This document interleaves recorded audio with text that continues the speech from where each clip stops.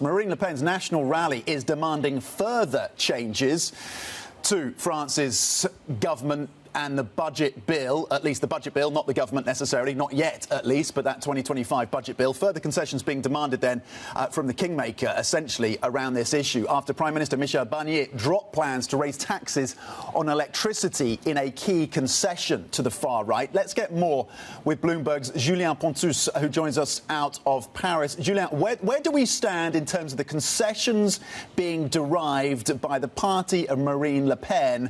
How much more the Prime Minister is prepared to give up to get this budget across the line?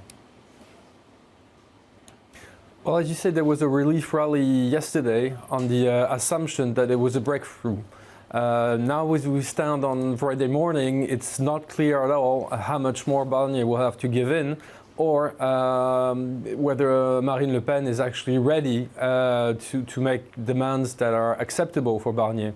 So at the moment, we really don't know what's going to happen next week. Will Barnier's government fall or not?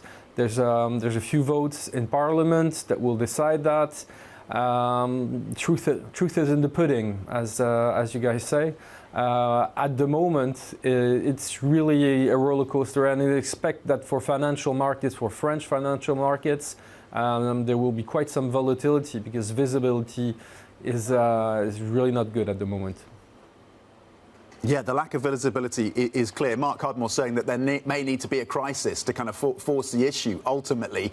Is the national rally, is Marine Le Pen, is she and her team, are they prepared to bring this government down ultimately, or is there a political price for them as well to be paid if that's happened that may constrain them on that front? Well, a lot of commentators are saying this is a game of chicken between the government and Marine Le Pen. But at the end of the day, for any political party, the end game is to gain power. So what's the best option for her?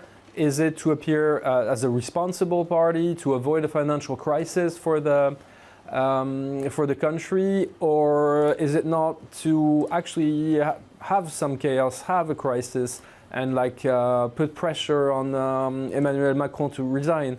As you know, we can't have general elections until the summer. So it's really a political Game of Thrones.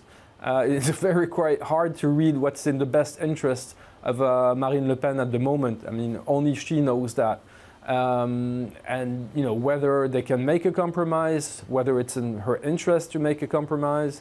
And as it was said earlier, like maybe a compromise is too weak. And even if Barnier survives and he has a budget, maybe this in itself will be so weak that it will create so much tension on the bond market that, you know, we'll get a crisis anyways.